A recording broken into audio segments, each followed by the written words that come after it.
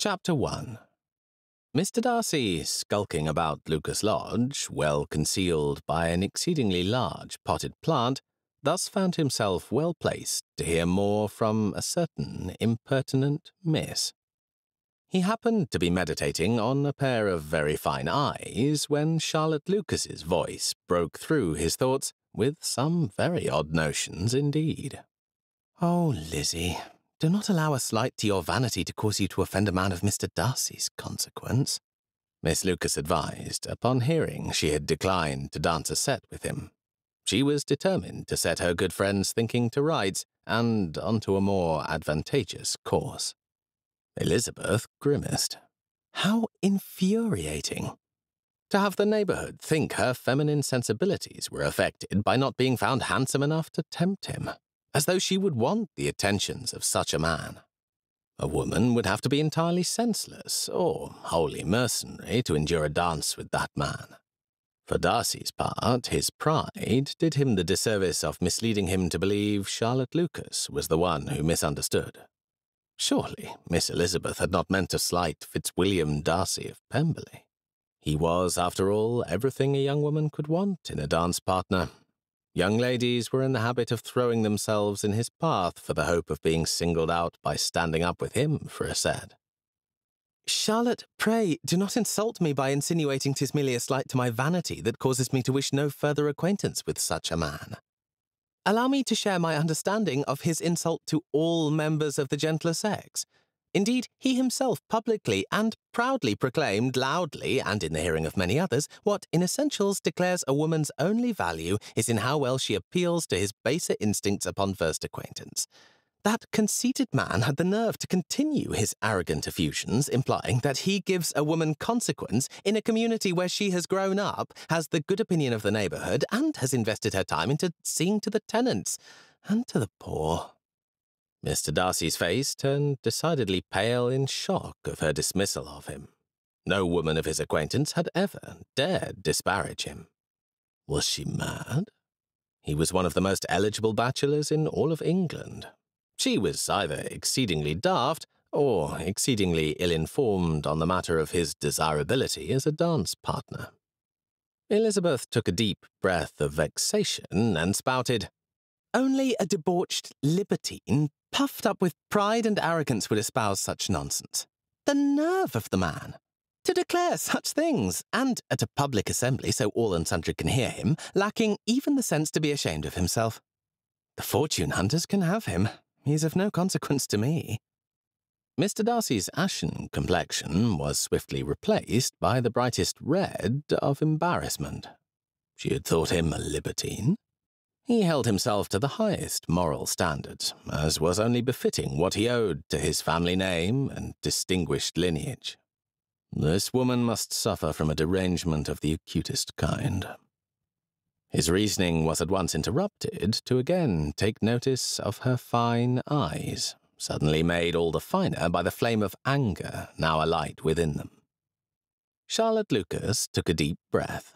She was far more practical than her friend. With little beauty and even less dowry, prudence was a natural consequence of her good sense.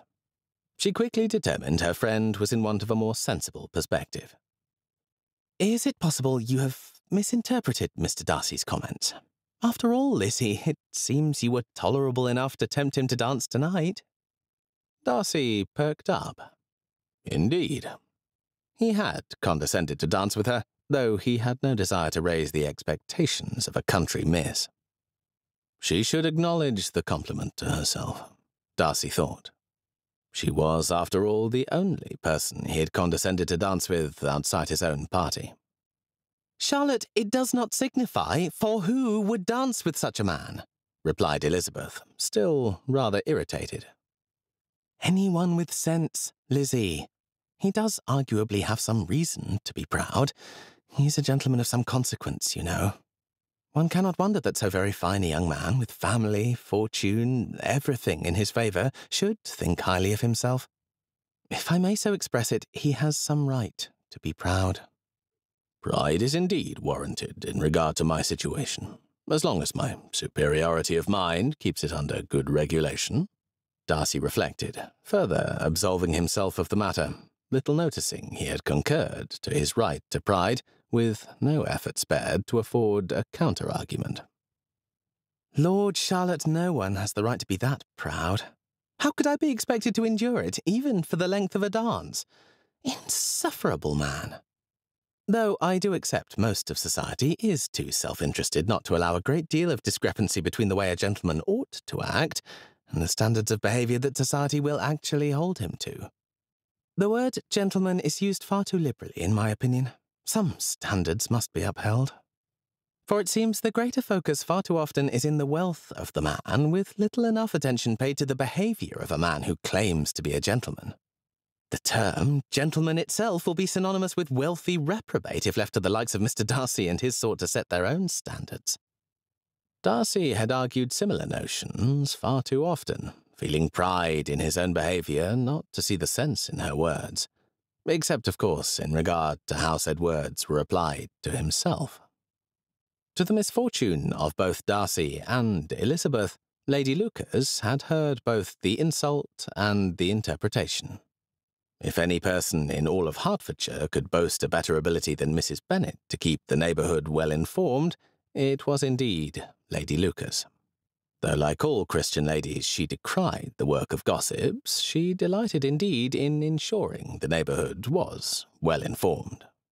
The two occupations were quite separate by her own understanding, and so she proceeded to tell the tale.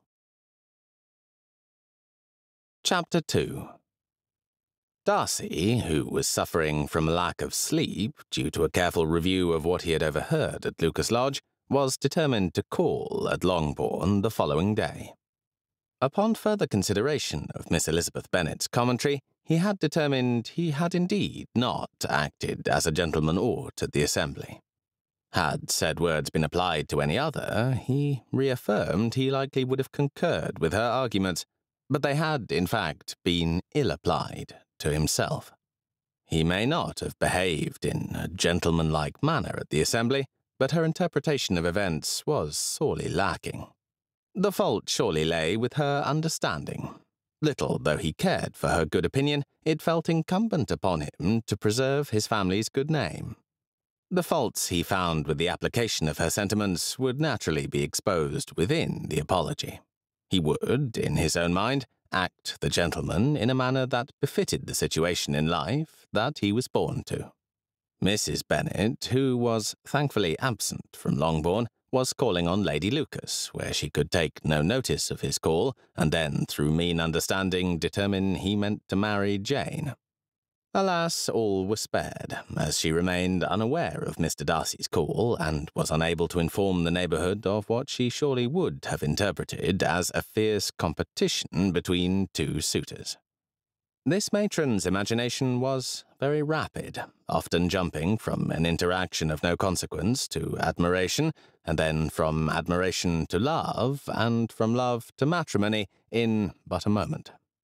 Our dear couple failed to suffer her interpretation of the events to follow, which surely would have borne no great resemblance to the actual happenings, and would have caused quite an embarrassment for all involved. Mr. Bennet, who was studiously seeing to the business of ignoring his responsibilities, found himself interrupted by Mr. Darcy's call. Having no idea who the man was, he granted Hill permission to show him in, with the hope the said caller would absent himself shortly. Mr. Darcy promptly introduced himself, with the same haughty countenance he often presented in public, thus sparking recognition in Mr. Bennet as to who the said gentleman was. He had been overset with gossip of the man who thought himself above his company in local society. Mrs. Bennet, his own 5 daughters, and a bevy of neighbours had all enjoyed themselves at this man's expense, all insisting they knew him to be the proudest, most disagreeable man of whom any of them had ever made the acquaintance, each in their turn supporting their arguments with what they insisted they had witnessed themselves. Though Mr. Bennet was ill-inclined to put much stock in the inanities of common gossip, he thought it unlikely the man would have so swiftly earned such a reputation if there were not some veracity to the tellings. Still, his behaviour was likely rather exaggerated by his neighbours, with each one trying to outdo the other in claiming just cause to dislike him. "I believe, sir, that you are the friend of Mr. Bingley's who insulted my poor Lizzie. I now recall your name.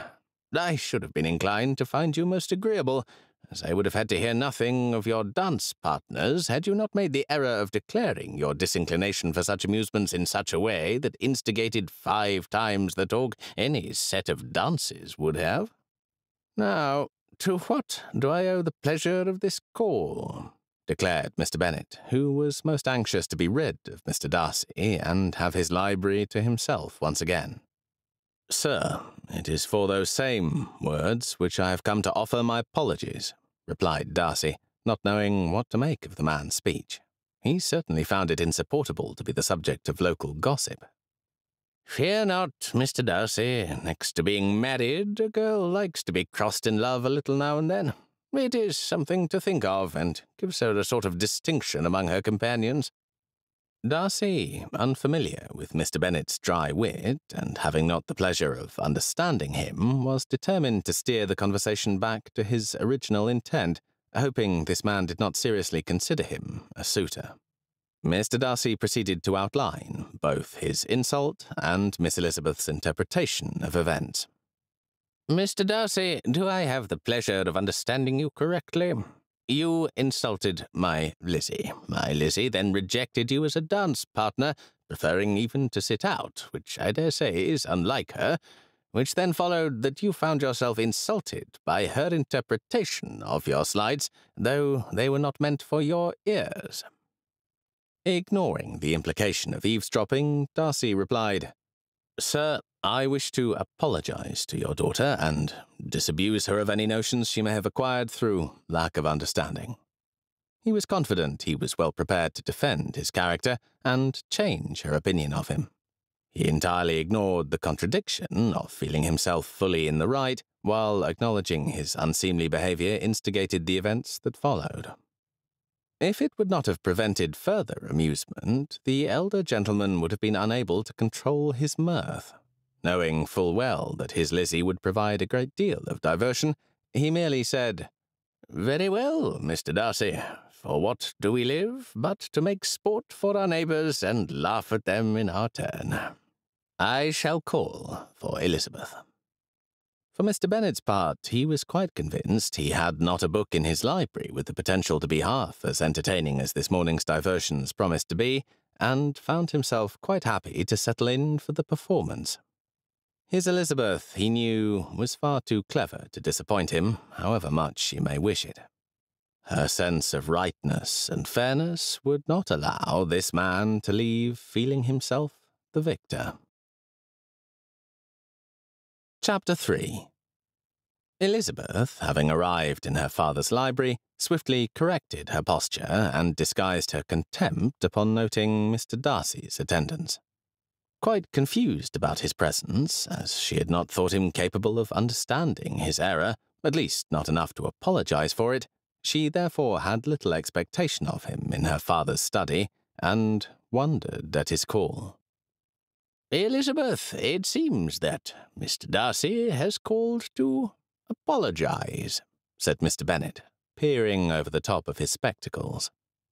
As she turned her raised eyebrows toward Mr. Darcy, he proceeded, through his pride, to further his own error.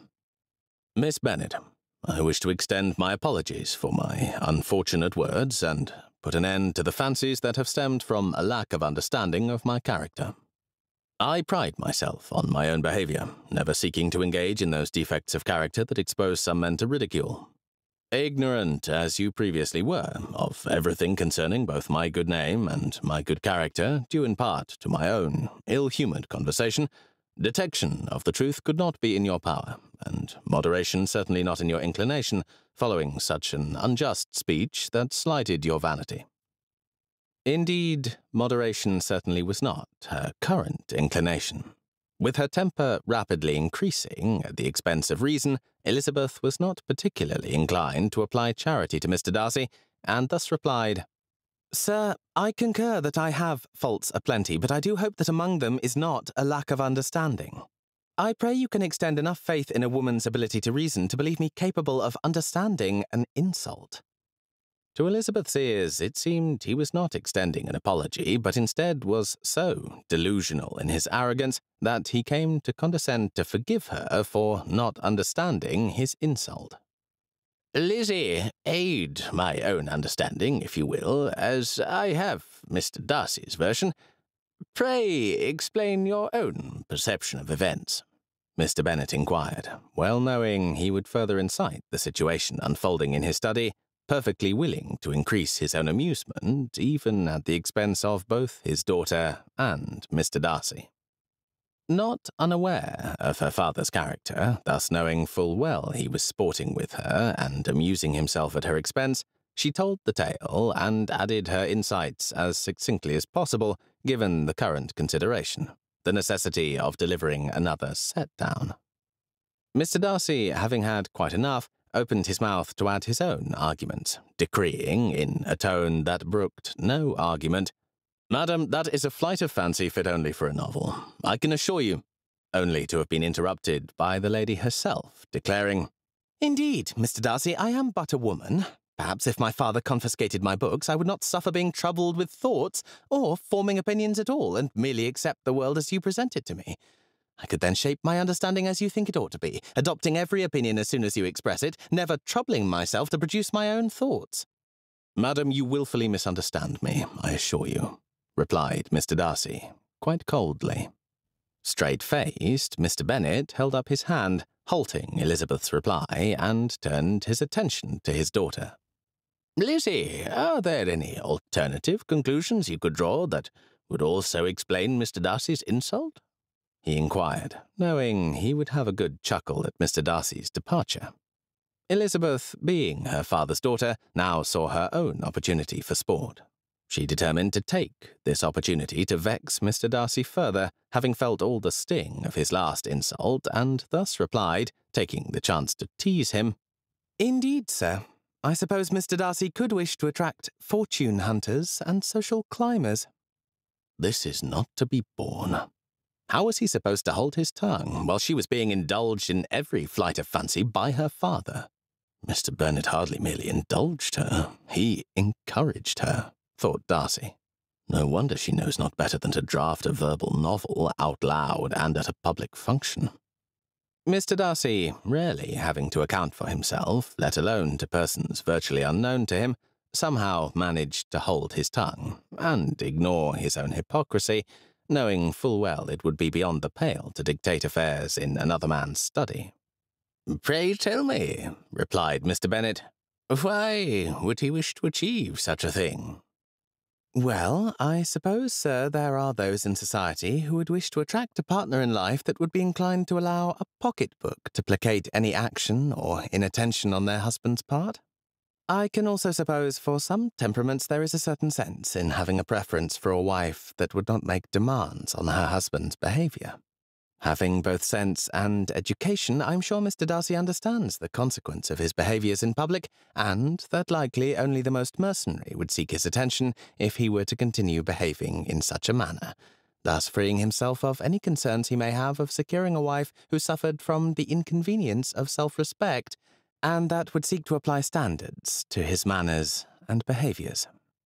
Having had quite enough at this point, Darcy interjected, "Madam, I pray you would allow me a better understanding of my own character and do me the service of allowing me to explain my own actions." "Very well, Mr. Darcy, I suppose it is your turn," declared Mr. Bennet, thus giving the floor to Mr. Darcy, unable to hide the mirth in his own eyes. Had Mr. Darcy not been indulging his own sensibilities, he would have seen the warning that he was being made sport of, and would have curbed his own tendency to declare himself always in the right. "I can assure both yourself and Miss Bennet that my character suffers from nothing more than a want for being left to my own company in a ballroom. I certainly have not that talent which other people possess of conversing easily with new acquaintances, knowing full well their motives. I cannot appear interested in their concerns, as I often see done. I have from the first suffered from endless, unwanted attention, from even the first day I entered society. What right does society have to expect but cold civility when they seek to cast their own irritations on me? Must a man engage in endless, insipid conversations, allow every daughter, niece, sister, cousin, and distant relation to pay their attentions, feigning admiration where there is only indifference, and then answer every call to raised expectations, even if those expectations are only raised by their own imaginations, in order to be considered a gentleman? Must a man be a notorious flirt to be considered agreeable? Perhaps even a charming rake is preferable to the sort of scoundrel who does not wish to dance with every silly girl who has been introduced. Mr. Bennet, having suffered enough of Mrs. Bennet's conversation on ribbons, lace, and dance partners, as well as her infamous stories of suitors that were sure to marry his daughters, quite began to sympathize with the gentleman. Elizabeth, on the other hand, lost any and all charity or good humour she may have been previously tempted to extend. Mr. Darcy, I cannot encourage such a selfish disdain for the feelings of others. If I had been of a shyer, more demure temperament, unwilling to take up my own cause, can you not fathom the damage you may have caused my ability to engage with society? If I had not already been out in society long enough to build my own consequence and earn the respect of my neighbours, can you not imagine how you may have discouraged others from showing me attention?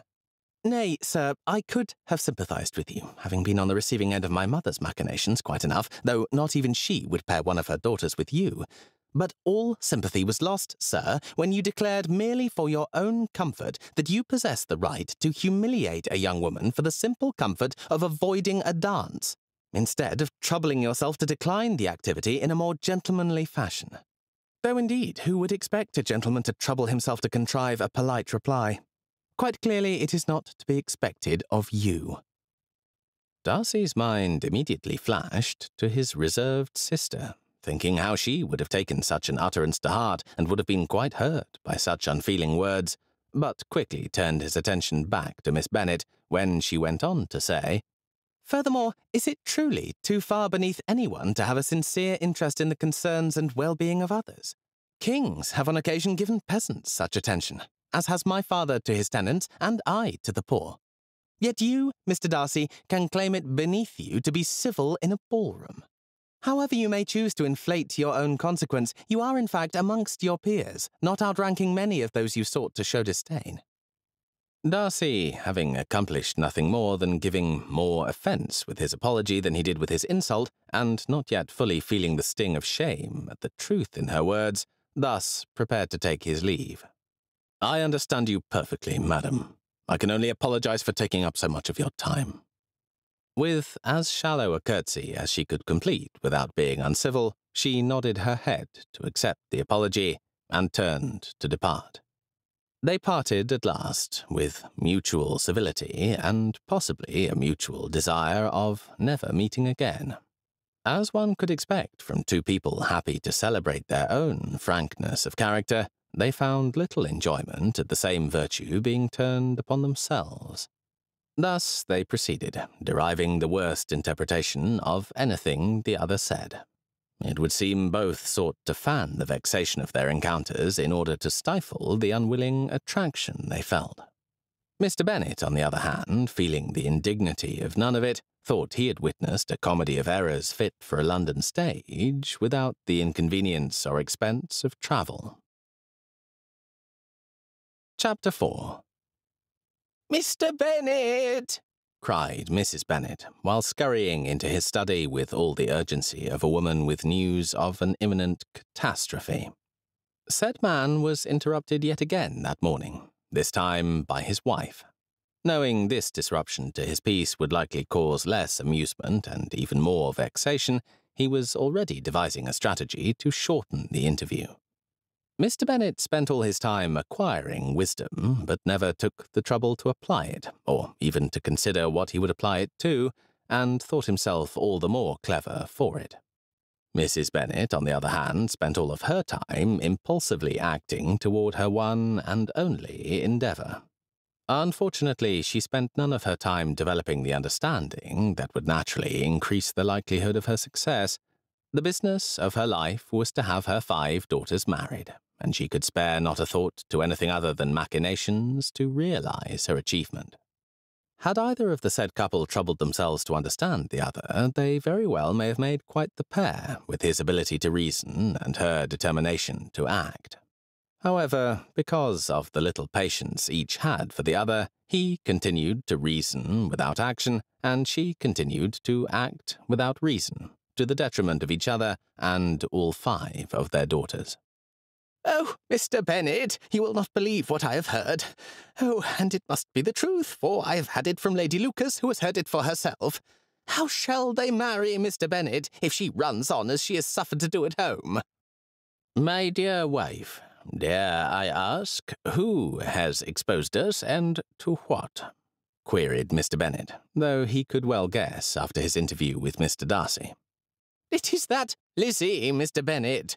Our daughter went on with philosophical arguments that Lady Lucas could barely account for the meaning of, and I could not understand at all. But she did insult Mr. Darcy, as she well should, I believe, at least for as much as I could make of it." I cannot then understand your complaint, madam, said Mr. Bennet. You believe she should have insulted him, but are upset she did it. It seems your thoughts are in conflict, Mrs. Bennet. "No, sir, my thoughts are not in conflict. I dare say I would not have deigned to dance with him if he asked, but she need not debate her point like a man." An exasperated Mrs. Bennet attempted to explain. She had too much pride to wish for a daughter of hers to dance with a man who had issued such an insult and looked down on her family, but worried her second daughter's education, supplied by her father, would ruin all her daughter's chances. Had he no thought for their futures? Am I to understand, Mrs. Bennet, your complaint is neither that she refused him, nor the fact she insulted him, but only she was not silly when she so expressed herself? Asked Mr. Bennet. "Oh, Mr. Bennet, my poor nerves!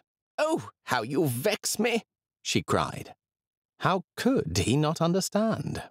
She did her best to enlighten him to a matchmaking matron's understanding of the world. "We have 5 daughters in need of husbands, sir. We do not need a debating blue-stocking about ruining the advantage of Jane's beauty." How is Lizzie's speech affecting Jane's beauty, Mrs. Bennet? I have not seen her wrinkle when she hears sense. Indeed, madam, I have always counted her one of my 2 sensible daughters. I have discerned no ill effect at all, argued Mr. Bennet as he removed his spectacles and rubbed his brow. "Wrinkle? When she hears sense? Of course not, Mr. Bennet, but I dare say if Mr. Bingley knows we raised one blue-stocking, he might suspect us of sprouting another. Then what appeal would Jane's beauty be? For who would want a wife who embarrassed his own understanding?" she said. Could her husband understand nothing for all the books he read? Educated indeed, thought Mrs. Bennet. Who indeed, Mr. Bennet said, with all the irony in his voice that one could rightly expect from a husband wishing it were thus for himself. Fear not, Mrs. Bennet. I dare say there are at least a few men in the world who do not prefer a silly wife, said he. Perhaps Lizzie exposing her intellect will help our girls marry faster than Lydia exposing her ignorance. "Mr. Bennet, you can trust me to understand this matter more fully, for it was not my book reading which caused you to marry me, but my lively spirit and lovely face." To his eternal shame, Mr. Bennet could not disagree, and knew better than to argue his remorse. Wishing to end the argument with his wife, he merely said, Well, madam, I will bow to your superior knowledge of inducing young men into matrimony. He had no intention of giving up the intelligent conversation he found with his Lizzie, but nor would he suffer further vexation by defending her intellect to his wife. Mrs. Bennet abandoned Mr. Bennet's study. Mr. Bennet, when his wife quit his company, proceeded to do nothing about the matter at hand, and returned to his book, looking forward to a later debate about it with Lizzie. His wife proceeded to do nothing useful, and continued her complaints of Lizzie ruining them all with her intellect. Mrs. Bennet's antics were witnessed by their youngest daughters, servants, and callers. Chapter 5. As he travelled the lane toward Netherfield, Darcy witnessed Mrs. Bennet's carriage turn into Longbourn's Drive. The distraction from his feelings provoked him back to reason and away from the sensibilities that urged him to distance himself from the scene of his set-down. Fortunately for all involved, Darcy's horse had missed being seen by Mrs. Bennet's carriage, sparing the neighbourhood her wild imaginations, assumptions, and sporadic flutterings about Darcy's visit. Her opinion was quite different from Lady Lucas's view. Mrs. Bennet could see no real evil in gossip. She had not once scrupled to justify her activities before she indulged in them. None of the party ever knew the depth of misunderstanding they were thus spared, simply by the work of a few moments owed entirely to Mrs. Bennet's distracted state and Darcy's urgency to flee. As his wool-gathering drifted towards Mrs. Bennet, he begrudgingly confessed to himself that, as mercenary as he viewed that matron, unlike the grasping, conniving women of the temps, she had not pushed her daughters toward him indifferent to their happiness. Miss Elizabeth was right. Even her mother would not pair a daughter with Darcy. Whatever Mrs. Bennet's flaws and fears for the future, she applied some standards beyond wealth to the hopes she harboured for her daughters, though what those standards were he knew not. That conclusion both humbled and wounded him. Whatever Mrs. Bennet's aims for her daughters, he was not up to par, and their situation was dire indeed. 5 daughters, an entailed estate, almost no dowries. The urgency of their situation necessitated marriage with less regard to preference than many women of the temps could enjoy as a consequence of having some dowry to sustain them if they remained unwed. The idea mortified him and injured his already wounded pride, but disguise was his abhorrence, and in this he could not deceive himself when faced with the consequence of his own behaviour. He had been deemed unworthy by those desperate to retain their station in life. However bad her manners, Mrs. Bennet's morals were far above most he knew in a higher station in life. Was Miss Elizabeth right about the rest as well? Were only the most mercenary pursuing him? Was his conduct the reason? Were they the only ones turning a blind eye to his manners in order to add to their own consequence? Was his behaviour provoking the social climbers to a desperate forwardness while driving off those who would value him beyond what Pemberley's coffers could afford them? Had this cold, calculated conduct that had slowly developed from natural reserve to haughty aloofness caused exactly what he was attempting to avoid? How had he failed to consider this? His position in life afforded him many privileges, but robbed him of a few basic needs. Except for Bingley and his cousin Colonel Fitzwilliam, almost every friendship proved insincere. Those around him grasped and plotted, seeking to draw him into financial schemes and arranged marriages meant to rescue titled relatives from dire straits. For all of his consequence, he often felt worthless, knowing most of those who sought him in society did not do so for his company. Darcy, like most of a disagreeable temperament, simply sought to avoid being wounded, with little thought to the wounds he was inflicting.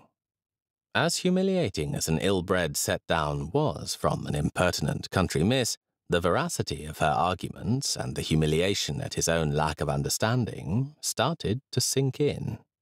His understanding was found to be wanting, not hers. Far be it from him to fault her insightfulness when he often lamented the lack of intellect found in women of the temps. He often wondered why ladies who did possess intelligent minds worked hard to conceal them, or worse, wielded their intellect with cunning calculation towards their own aims, with little thought toward the damage in their wake. They would ruin reputations, rob others of their hopes, and, with cold calculation, move themselves into positions to be revered by society. Is such what he respected? Certainly not. He had always held those behaviours in contempt. Ironically, though, it was by the same measure that he had always held the temps up as the standard all else was measured against. It was the society that one must be welcomed in to be of consequence and to live up to the legacy his parents had left him. One simply must be accepted to have a place in good society. To be beneath society's notice would be to leave less importance to one's children than one had been presented with by his own parents. Such would be a failure indeed, to reduce a legacy instead of increasing it. Yet what an odd notion, for him to exalt all he abhorred as though it ought to be the standard. Whatever he could accuse Elizabeth Bennet of, it was not calculated self-interest. She certainly did not simper and smirk, pretending agreement. If she were to be accused of something, it ought to be self-respect. She hauled up his worst behaviors and challenged him to face them like a man. She had no designs on him. She was quite willing to call him out without deference to his place in society. Whatever the sting of his humiliation that morning, he respected her for her frankness, though he fled the house despising it not a quarter-hour earlier. If he ever received approbation from her, it would be well earned. And what of his effect on those in society? Was he any better than those he despised? Miss Elizabeth's arguments had caused him to recall his sister. Elizabeth was right about that as well. Had she been of a different temperament, he truly could have dealt her a blow with his insults for no more reason than his own discomfort in company. He meditated on how his sister, who already dreaded a season that was yet a few years off, would have reacted, and on the unlikelihood that she would have recovered. His much younger sibling would have convinced herself it was only her dowry that made her welcome in society, and everyone secretly thought what one man had spoken. Georgiana was already crippled with shyness and dreaded being pursued by fortune hunters. He had hoped to facilitate her confidence, to help her see she was worth far more to a husband than what her finances would afford them. But how could he do that, if his views were also skewed? Was Georgiana's incredulity tied to his own hypocrisy? Miss Elizabeth, however, recognized the blame rested with his person, not with hers. Though her assertions strayed from reality, at the heart they were correct. He had put his comfort above that of a young lady. No gentleman deserving of the title would do so. It was becoming clear to him that he had been given good principles but left to follow them in pride and conceit, and at his own convenience. He knew how he had come to such erroneous conclusions previously, to think his behavior was perfectly acceptable. No one in town ever dared censure Darcy. They had too much to gain from his good opinion. The result, however, was the mercenary forced their way into his notice, while the esteemed persons of his acquaintance had retreated. Darcy had become further entrenched in his isolated position, viewing the world with cold contempt, accepting only those for whom he was responsible. To think he had thought that none censured him because he was beyond reproof only added to the need for an unbiased voice in his estimation. Darcy weighed all the benefits of change. Instead of escaping the pursuit of others, he could eventually find a woman worth pursuing. He needed to marry eventually. His most important responsibility was to pass Pemberley on to the next generation. Truthfully, he knew not how to act. His interactions with women had always been limited to his avoidance of their advances. He wished for a wife for whom he could feel respect and affection, though he would hardly say that he aspired to a love match. He had a duty first and foremost. His wife must be a member of the first circles and have a dowry, if not a title. Those were the expectations. Anything else would be mocked and scorned. Society's sentiments would either add to or alleviate the Darcy's role within that sphere. His sister, his children, would either benefit from his marriage or suffer for it. How was this muddled mess to be corrected?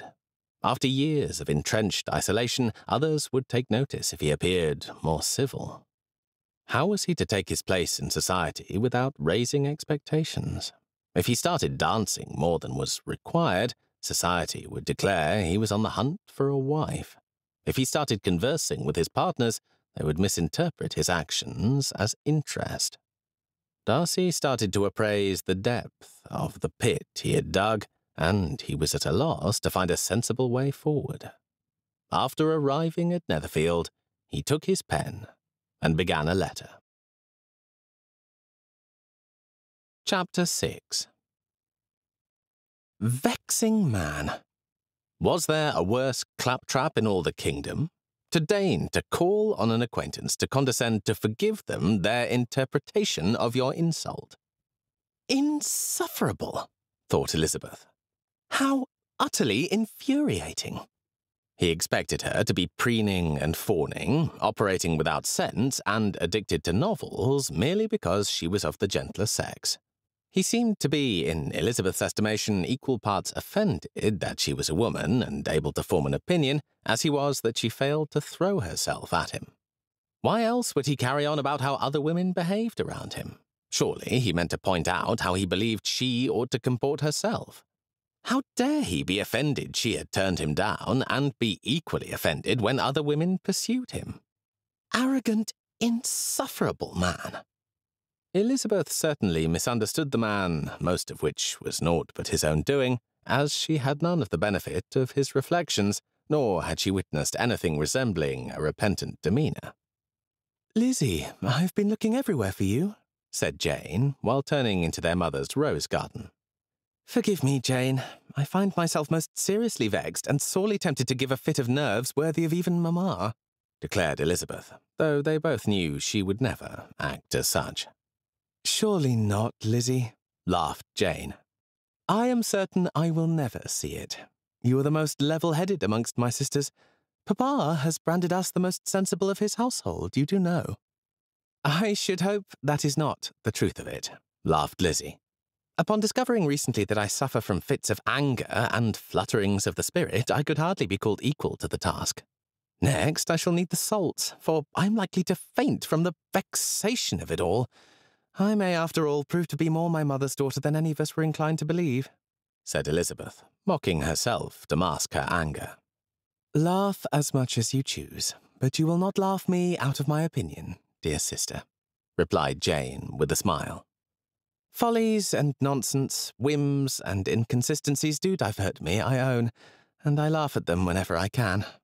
Truly, though, I cannot laugh at the selfishness and arrogance that was demonstrated by our caller this morning," replied Elizabeth. "Lizzie, that is unlike you. You are not formed for unhappiness. Pray, tell me what has happened, and perhaps I can restore your lightness of spirit." "Hill said Mr. Darcy called on Papa this morning," she gently prodded, as was in her nature. Jane, both the eldest and sweetest of the Bennet sisters, meant to lend her serenity to calm her sister's inflamed sensibilities. Elizabeth proceeded to tell her sister the events of that morning, sparing not her father's culpability, nor Mr. Darcy's insensibility to common courtesy, or even her own ability to keep herself under good regulation. "Lizzie, I dare say Mr. Darcy cannot be so bad," said Jane. She was unwilling to believe anyone could have worse motives than she was willing to suspect. "Truly, is it really so impossible that he could have sincerely meant to apologize, and could have chosen better phrasing? Mr. Bingley has mentioned how his friend, though dear to those who know him well, often does not show to his best advantage in new company." "I dare say he does not. First he slighted my appearance, then my consequence, followed by an appearance in Papa's study to slight my intellect," replied Elizabeth. Jane, though naturally kind, was not without sense. Jane's errors in judgment often came from believing too well in others, where Lizzie's often came from believing too ill. Their closeness naturally balanced both their opinions, as the truth often was found somewhere in the middle of their perspectives. The moderation of both, often owed to the accommodation of the other, seldom failed to lead them to the correct conclusion. Having not spent much time apart from each other, neither sister had much incentive to depart from the comfort of their own way of thinking. "Do tell, dearest Jane, what makes such a man redeemable. I dare say you are likely to see the best in him," stated Elizabeth. "I would not wish to be hasty in censuring anyone, but I always speak what I think," replied Jane. I know you do, and it is that which makes the wonder, with your good sense, to be so honestly blind to the follies and nonsense of others. Candour is common enough, one meets with it everywhere, but to be candid without ostentation or design, to take the good of everyone's character and make it still better, and to say nothing of the bad, belongs to you alone, replied Elizabeth. I must say, Lizzie, people would not be so quick to forget he cut a fine figure if he were not so quick to censure those around him, teased Jane. Truly, though, he ought not to have spoken as he did at the assembly, but I dare say you were not meant to hear it. As to the rest, I must believe he was trying to apologize, but his pride compelled him to defend his character in tandem, rendering the apology moot, rationalized Jane. There was perhaps some dreadful mismanagement of his social education, it would seem. That may be the most unforgiving speech I have ever heard from you, Jane, and yet still, in your kindness, you have rendered Mr. Darcy almost forgivable.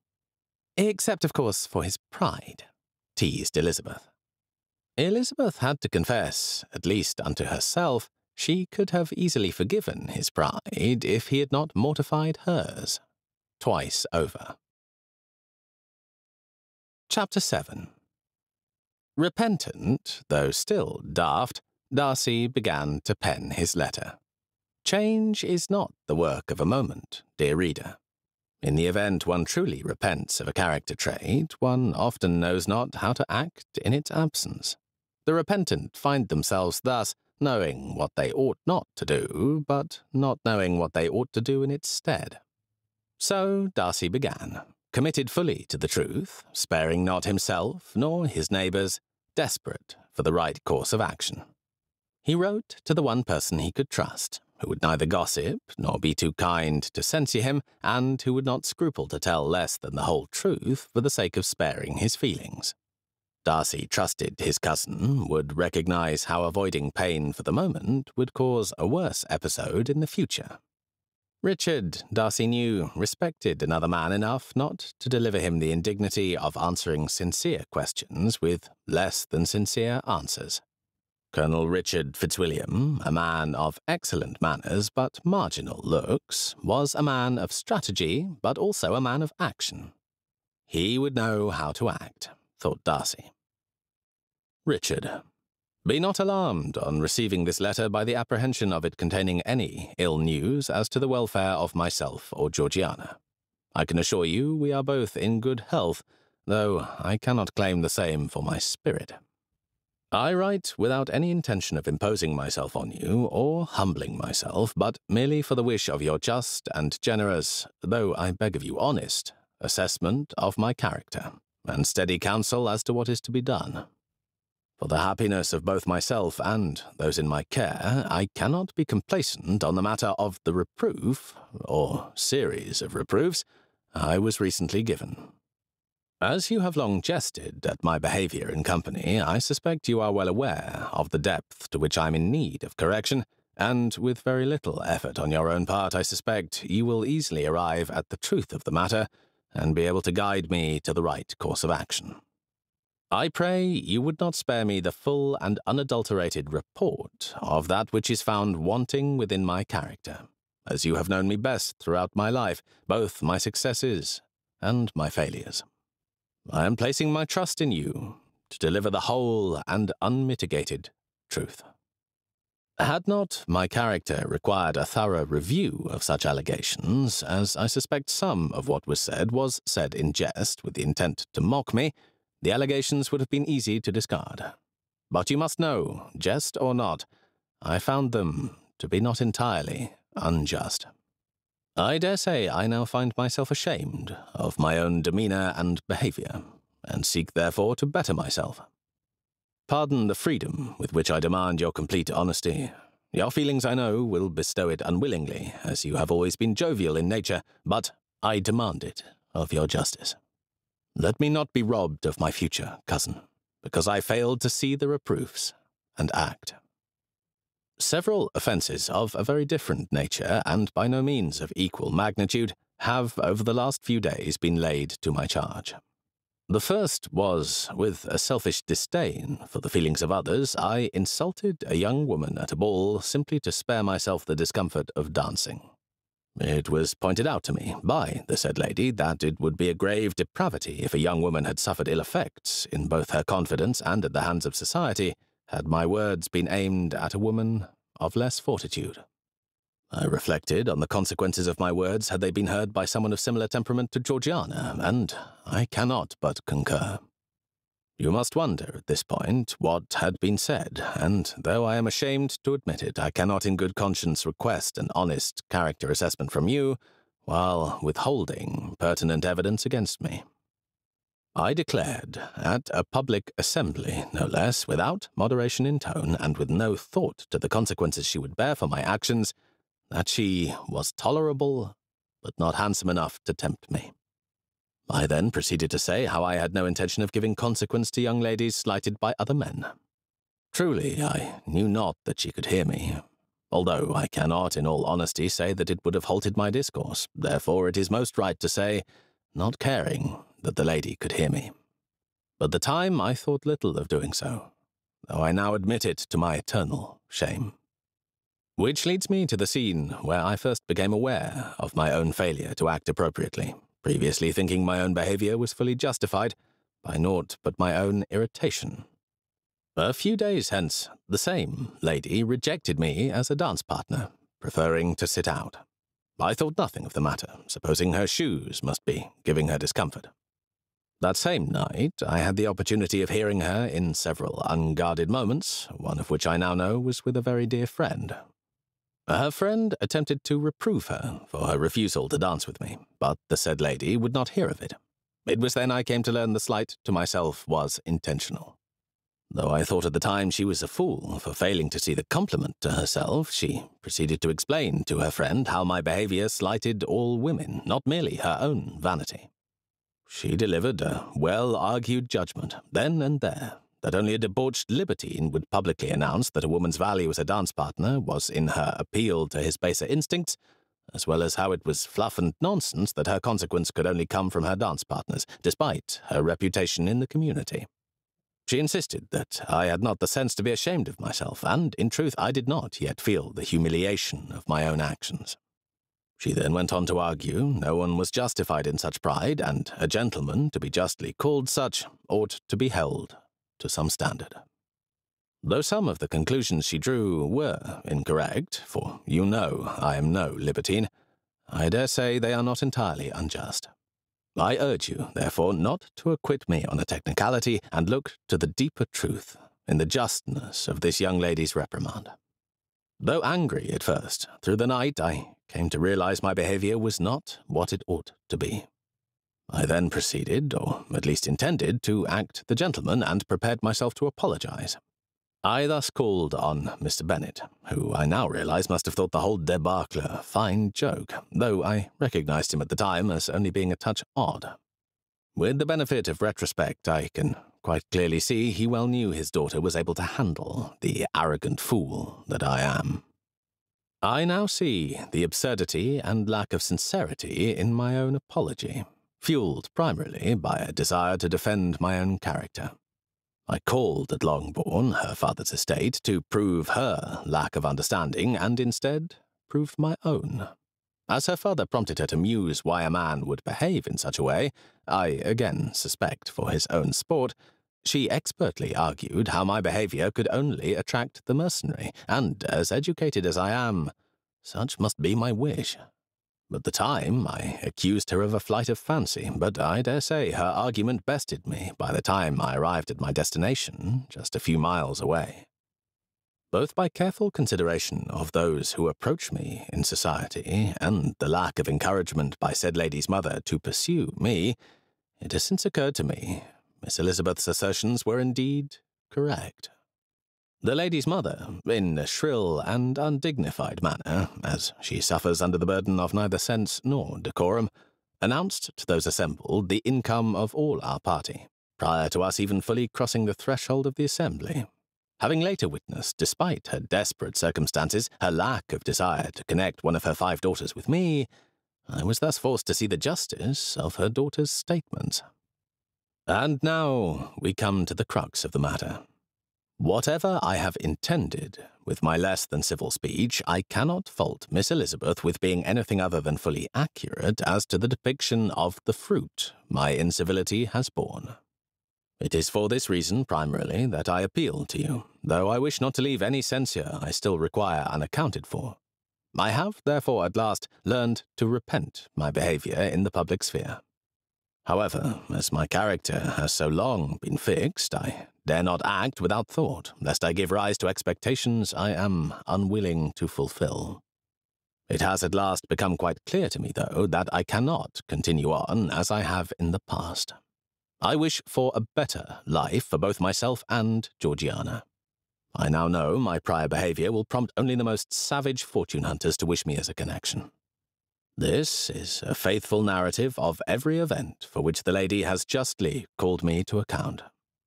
Though she is naught more than a casual acquaintance, and before the world in every way insignificant to me, I dare say, if I can see to her reproofs, it is to her I will owe my every hope of future happiness, though she herself will likely never know it.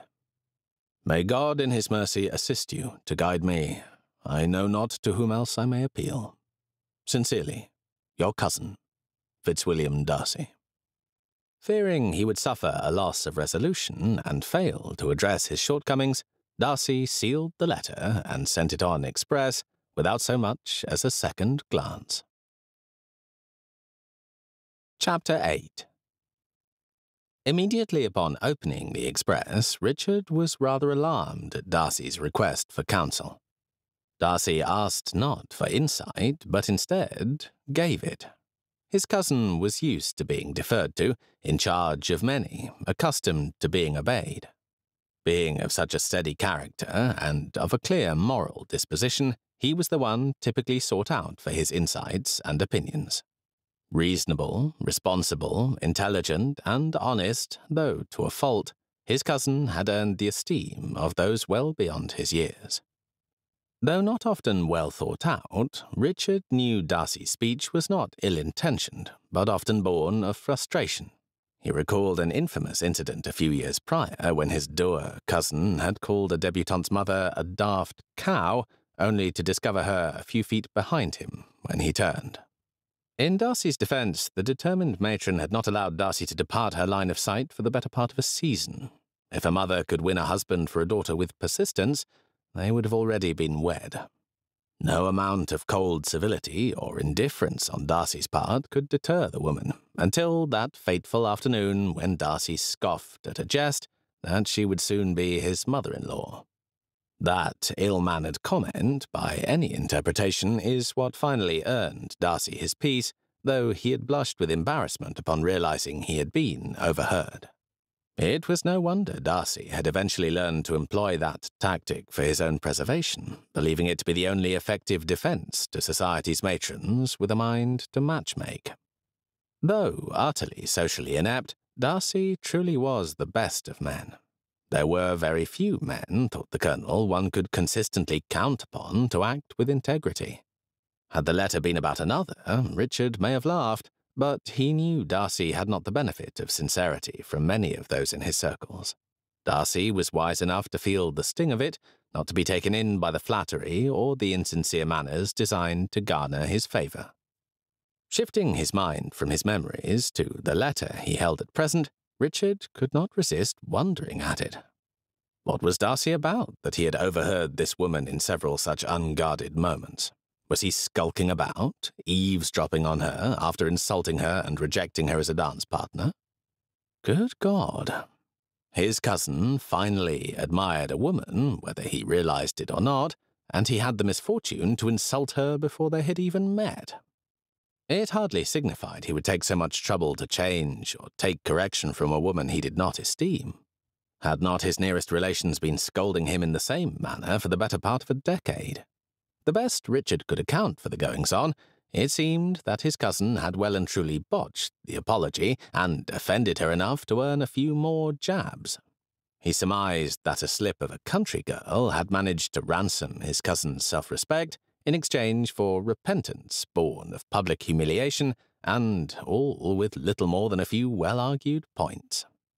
What was going on in Hertfordshire? Richard was determined to find out.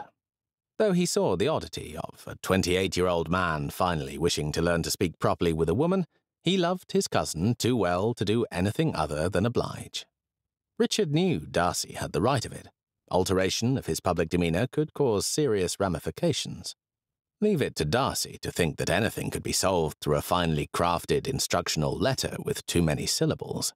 The art of interpersonal accomplishments could not be taught through quill and ink. His task was more than Darcy imagined, rife with pitfalls, and the easiest solution was the least likely to come about. If Darcy could find a woman to whom he meant to pay his addresses, he could improve public opinion through his treatment of her while they were courting, eventually expanding his civility to others in their circles. Such would leave little useful information that could be interpreted into action by fortune hunters. Though it would signal that Darcy was finally on the market, it would also signal his attentions were being paid elsewhere. Only a fool looking for a ruined reputation would pursue him then. Darcy would be free to allow his mask to fall without the predictable, undesirable consequences.